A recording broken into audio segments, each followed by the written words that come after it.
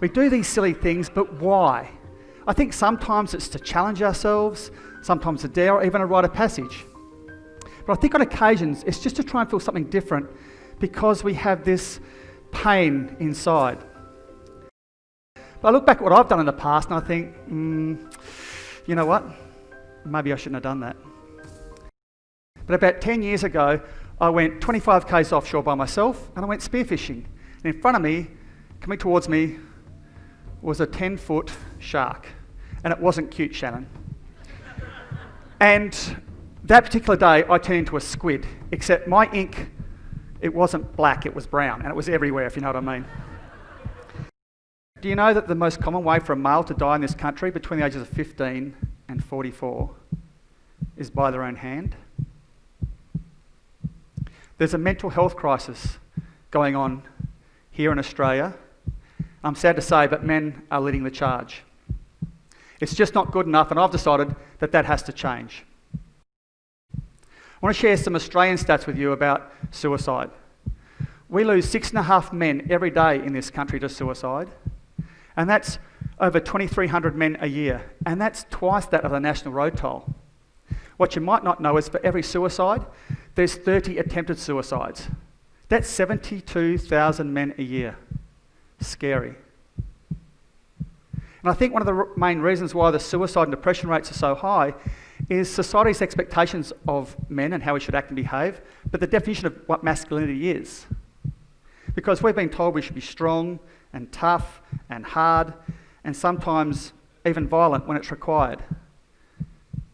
And a lot of us have been raised to believe that we shouldn't show our emotions or our feelings, that we shouldn't ask for help or cry, and we definitely shouldn't ask for directions, right? So how do we cope with these expectations that are thrust upon us? Well, that's simple. We put on a man mask. And a man mask is the face we show to the rest of the world that we're tough and strong and everything's okay. In reality, we're actually struggling with pain, hurt, depression, sometimes even trauma. Are man masks needed? Absolutely. They allow us to survive those traumatic events in our lives, like being bullied, losing a loved one, or having your heart broken.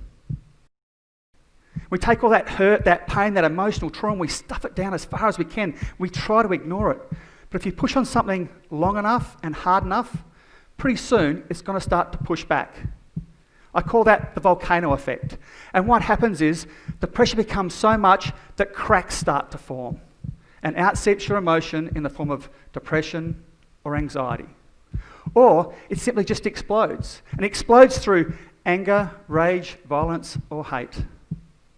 Either way, it's going to take you down a dark road.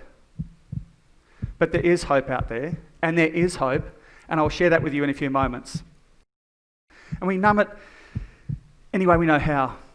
Drugs, alcohol, sex, porn, gambling, TV, video games. Or we simply just withdraw from our family, from our friends, and we just shut down emotionally. Me, age 5.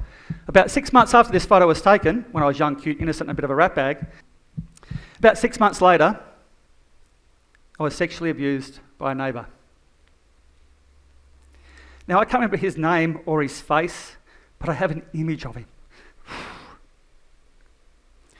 remember he had pictures of cars on his wall.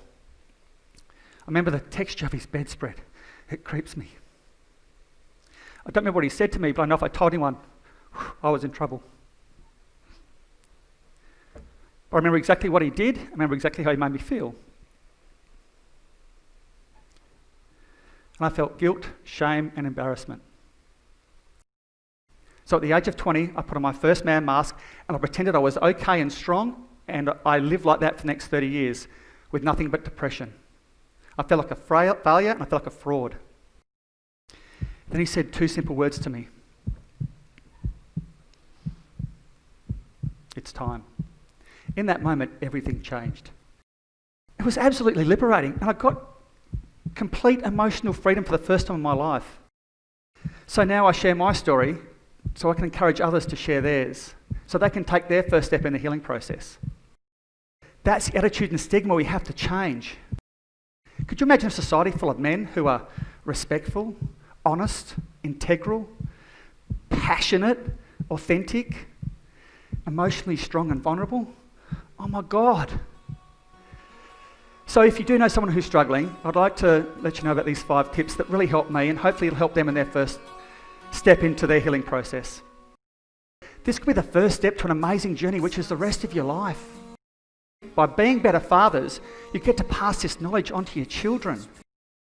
Our vision by 2030 is to see communities full of emotionally connected men and to reduce the suicide rates by 25%.